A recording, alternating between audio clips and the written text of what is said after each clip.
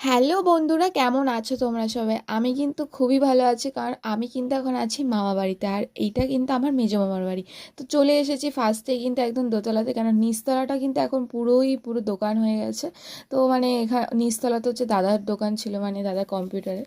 আর উপরতলাতে দেখতেই পাচ্ছ আমি কিন্তু একদম তোমাদের চারতলার উপরে নিয়ে চলে এসেছি। আর আজকে আমি তোমাদের দেখাবো বলেছিলাম হচ্ছে অনেক ধরনের গাছ, বিশেষ করে এই গাছটা যেটা হচ্ছে ড্রাগন ফ্রুটের গাছ।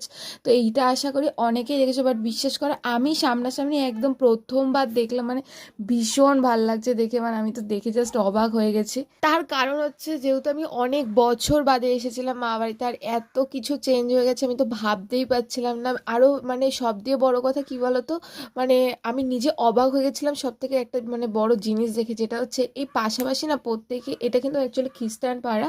আর এইটা কিন্তু ছিল হচ্ছে মানে পাশেরটাই, যেটা আমি তোমাদের একটু পরেই দেখাবো, একটা বাংলো বাড়ি। তো মানে ওটা যে এভাবে পুরো একদম ভেঙে গুড়িয়ে দেবে, মানে আমি তো ভাবতেই পারিনি। এখানে প্লট প্লট করে সব বিক্রি হয়ে গেছিলো, মানে আমি তো ভীষণ কষ্ট পাচ্ছিলাম। আর পাশেই কিন্তু দেখতে পাচ্ছ ওটা হচ্ছে আমার বড় মামার ঘর। তো যেহেতু এইটা হচ্ছে চারতলার উপর, তার জন্য কিন্তু বড় মামার ঘরটা একটু নিচে করে দেয়, মানে নিচে দেখাচ্ছিল। আর মানে ভীষণই খারাপ লাগছিলো এই জিনিসটার জন্য। শুনলাম ভাইও নাকি বলেছে আর কোনোদিনও ছাদেই উঠবে না। হ্যাঁ, আমিও কিন্তু আর মা বাড়িতে আসলে ছাদে উঠবো না। তো যাই হোক, ভিডিওটা ভালো লেগে থাকলে অবশ্যই করে লাইক করে দিও। আর আমার মা বাড়ির ট্যুরটা কেমন লাগলো তোমাদের অবশ্যই করে কিন্তু কমেন্টে জানিয়ে দিও। তো টাটা।